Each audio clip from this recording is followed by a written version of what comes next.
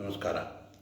ಈ ವಿಡಿಯೋ ಬಂದು ಮಕ್ಕಳಿಗೆ, ಪೇರೆಂಟ್ಸ್ಗೆ ಮತ್ತು ಒಂದು ಸಂಸ್ಥೆ ನಡೆಸ್ತೋರವ್ರಿಗೆ ಎಲ್ಲರಿಗೂ ಬಂದು ಉಪಕಾರ ಆಗಲಿ ಅಂತ ಮಾಡ್ತಾಯಿರೋ.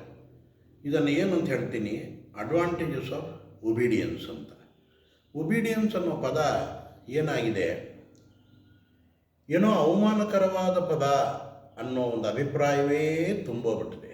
ಅದಕ್ಕೆ ಮಕ್ಕಳಿಗೆ ಬಂದು ಹೇಳಿದ ಮಾತು ಕೇಳು ಹಾಗೆ ಅಂದರೆ ಮೊದಲು ರೆಸಿಸ್ಟೆನ್ಸ್ ಬರುತ್ತೆ.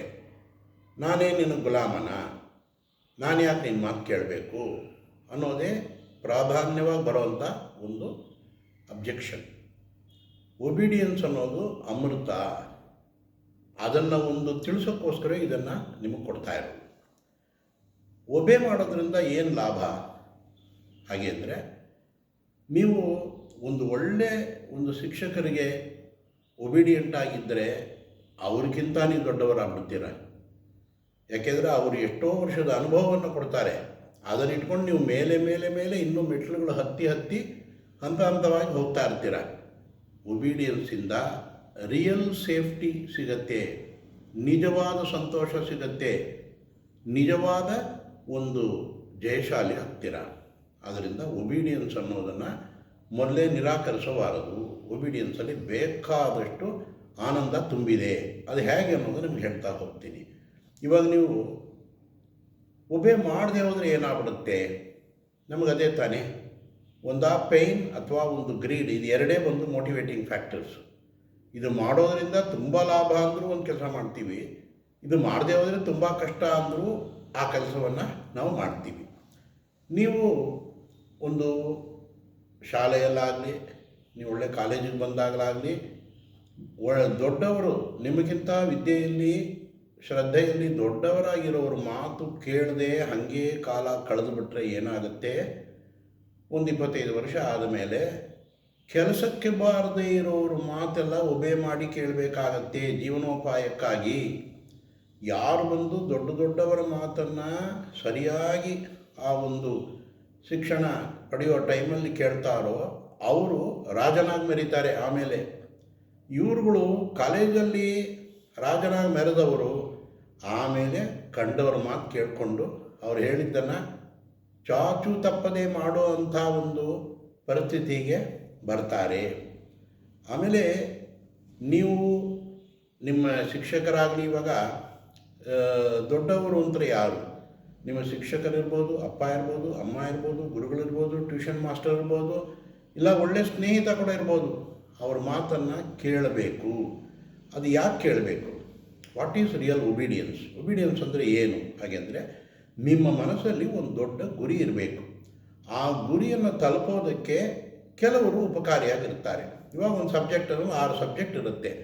6 ಸಬ್ಜೆಕ್ಟಲ್ಲೂ 6 ಟೀಚರ್ಸು ನಿಮಗೆ ನಿಮ್ಮ ಗುರಿಯನ್ನು ಹೋಗಿ ತಲುಪೋದಕ್ಕೆ ಉಪಕಾರಿಯಾಗಿದ್ದಾರೆ.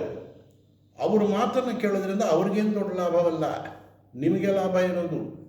ಅದನ್ನು ಮೊದಲು ತಿಳ್ಕೋಬೇಕು. ನಿಮ್ಮ ಈ ವಿಲ್ ಪವರ್ ಇದೆಯಲ್ಲ, ಅಹಂಭಾವ, ಅದನ್ನು ಅವ್ರ ಪಾದಕ್ಕೆ ಶರಣಾಗತಿ ಇಟ್ಬಿಡಬೇಕು. ನನ್ನ ವಿಲ್ ಪವರ್ನ ಯೂಸ್ ಮಾಡಲ್ಲ, ಗುರುಗಳೇ ನೀವು ಹೇಳಿದಾಗ ನಾನು ಕೇಳ್ತೀನಿ ಹಾಗೆ ಅಂತ ಒಂದು ಭವ್ಯವಾಗಿ. ಇನ್ನೂ ಹೇಳಬೇಕಾದ್ರೆ, ಗುರುವಿನ ಗುಲಾಮನಾಗುವ ತನಕ ದೊರೆಯದಣ್ಣ ಮುಕುತಿ ಎಂದರು. ಗುರುವಿನ ಗುಲಾಮನಾಗಬೇಕು ಅಂತಲೇ ಹೇಳಿರೋದು. ಇದು ದೊಡ್ಡವ್ರಿಗೂ ಇದು ಒಂದು ಖಚಿತವಾಗಿ ಹೇಳಿರುವಂಥ ಒಂದು ಉಪದೇಶ ಇದೆ. ಆಮೇಲೆ ಮನಸ್ಸಲ್ಲಿ ಏನು ತಿಳ್ಕೋಬೇಕು, ಇವಾಗ ನನಗೊಂದು ಉತ್ತಮವಾದ ಗುರಿ ಇದೆ, ವಿದ್ಯೆಯಲ್ಲಿ ಓದಬೇಕು ಅಂತಿದೆ, ಐಡೆಂಟಿಫೈ ಮಾಡ್ಕೋಬೇಕು. ಇವರು ನಮಗೆಲ್ಲ ತಿಳಿದವರು, ಇವ್ರ ಹತ್ರ ನಾನು ತಿಳ್ಕೊತೀನಿ. ನಿಮ್ಮ ವಿಲ್ ಪವರ್ನ ಅಡ ಇಟ್ಟು ನೀವೇನು ಹೇಳ್ತೀರೋ ಅಷ್ಟು ಮಾಡ್ತೀನಿ ಅಂತ ಮಾಡಿಕೊಂಡು ಹೋಗಿ ಆಮೇಲೆ ಅದು ಅಸೆಸ್ಮೆಂಟ್ ಮಾಡಿಸ್ಕೋಬೇಕು. ಗುರುಗಳೇ ನೀವು ಹೇಳಿದಾಗ ನಾನು ಕರೆಕ್ಟಾಗಿ ಫಾಲೋ ಮಾಡ್ತಾ ಇದ್ದೀನಾ, ನಂದಲ್ಲಿ ಪ್ರೋಗ್ರೆಸ್ ಹೆಂಗಿದೆ ಹಾಗೆ ಅಂತ ಮಾಡಿಕೊಂಡು ಅವ್ರ ಅಪ್ರೂವಲ್ ತಗೋಬೇಕು. ಎಂಟರ್ಟೈನ್ಮೆಂಟ್ಸ್ ಎಲ್ಲ ಕಂಟ್ರೋಲಲ್ಲಿ ಬರಬೇಕು. ಆವಾಗಲೇ ನಿಮ್ಗೆ ಎಂಟರ್ಟೈನ್ಮೆಂಟ್ ಕಂಟ್ರೋಲ್ ಬರೋದು. ಮೊಬೈಲ್ ಅಡಿಕ್ಷನ್ನು, ಬೇರೆ ಟಿ ವಿ ಅಡಿಕ್ಷನ್ ಇದೆಲ್ಲ ಯಾಕೆ ಬಂತು? ನಮ್ಗೆ ಗುರಿನೇ ಇಲ್ಲ. ನನ್ನ ಗುರಿ ಒಂದಿದೆ, ಈ ಗುರಿ ತಲುಪಿಸೋದಕ್ಕೆ ಒಬ್ಬರು ಗುರುಗಳಿದ್ದಾರೆ. ಅವರು ಕೆಲವು ವಿಷಯಗಳು ಮಾಡು ಅಂತ ಹೇಳಿದ್ದಾರೆ, ಕೆಲವು ವಿಷಯಗಳು ಮಾಡಬೇಡ ಅಂತ ಹೇಳಿದ್ದಾರೆ. ಆ ಮಾಡಬೇಡ ಅಂತ ಹೇಳಿದ್ದಲ್ಲಿ ನೀನು ಕಾಲ ವ್ಯರ್ಥವಾಗಿ ನೀನು ಕಳಿಬಾರ್ದು, ನೀನು ಮೊಬೈಲ್ ನೋಡಬಾರ್ದು ಅಂತ ಹೇಳಿದ್ರೆ ಅದನ್ನು ಮನಸಾರ ಸಂತೋಷದಿಂದ ಒಪ್ಕೋಬೇಕು.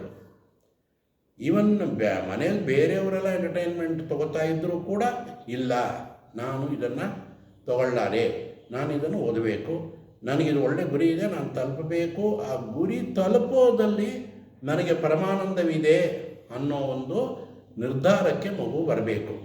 ಅದಕ್ಕೆ ಅಪ್ಪ ಅಮ್ಮ ಶಿಕ್ಷಕರು ಸ್ಕೂಲು ಎಲ್ಲವೂ ಬಂದು ಸಹಕಾರ ಮಾಡಿದಾಗ ಒಬಿಡಿಯನ್ಸ್ ಅನ್ನೋದು ಶುರು ಆಗುತ್ತೆ. ಇನ್ನೊಂದು ವಿಷಯ ಹೇಳ್ತೀನಿ ನಿಮಗೆ.